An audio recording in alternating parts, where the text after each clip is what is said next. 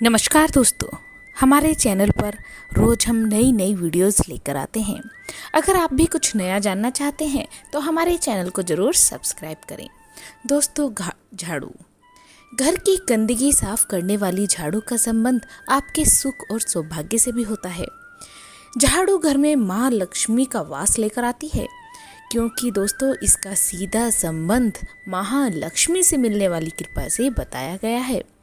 कहा भी गया है, जिस घर में हमेशा साफ सफाई रहती है वहाँ हमेशा माता लक्ष्मी का वास होता है। कई बार लोग माता लक्ष्मी की कृपा पाने के लिए किसी मंदिर में झाड़ू का दान भी करते हैं। घर में झाड़ू के प्रयोग के कुछ नियम जरूरी होते हैं, जिनका पालन करने पर घर में हमेशा सुख, समृद्धि और खुशियाँ आती हैं।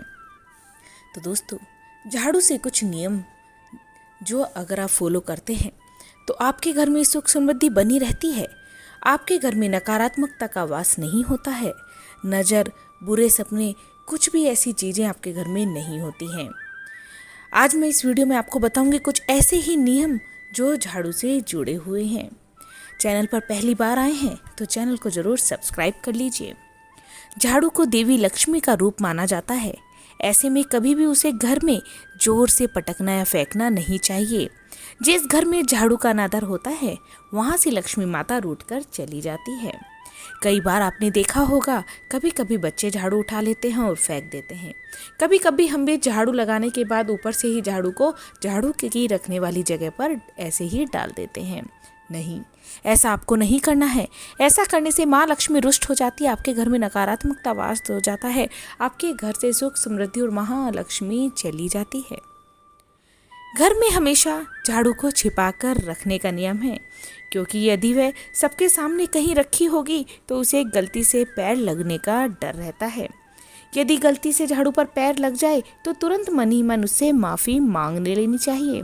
जिस तरीके से दोस्तों, अगर आपका पैर पैसों पर लग जाता है, आप उसे उठाकर माथे से लगा लेते हैं, उसी प्रकार झाड़ू पर भी अगर पैर लग जाता है तो हाथ जोड़कर माफ़ी मांग लेनी चाहिए।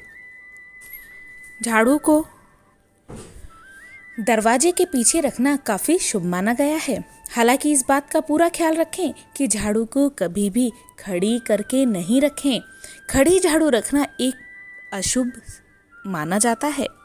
ये अपशगुन होता है, क्योंकि खड़ी झाड़ू शुभ नहीं होती, इसलिए झाड़ू को हमेशा लिटाकर रखना चाहिए।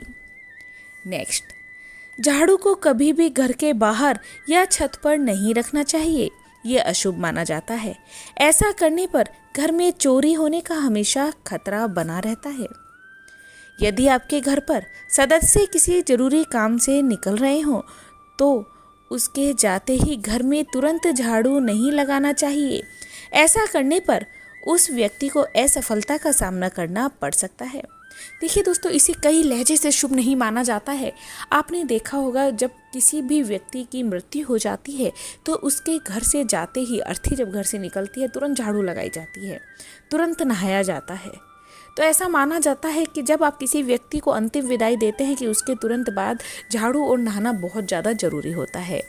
इसी प्रकार जब आपके घर से कोई भी व्यक्ति दुकान जाए, स्कूल जाए, बच्चा कोई भी कहीं भी जाता है, काम पर जा रहे हैं, तो आपको तुरंत घर में ना तो झाड़ू लगाना चाहिए, ना ही तुरंत नहाना चाहिए, और उस व्यक्ति के सामने खाली बाल्टी, खाली कूड़ेदान रास्ते में बिल्कुल भी नहीं होने चाहिए।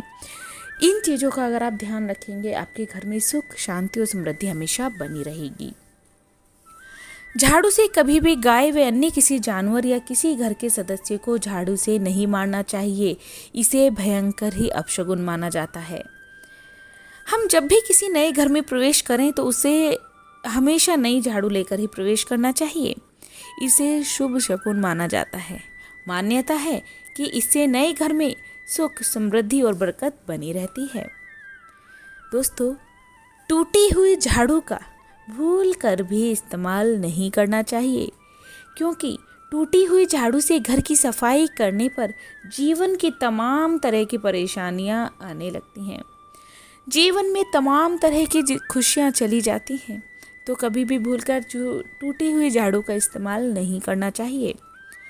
झाड़ू को हमेशा कृष्ण पक्ष में खरीदना चाहिए और इसके इस्तेमाल शनिवार के दिन करना बहुत ही शुभ माना जाता है।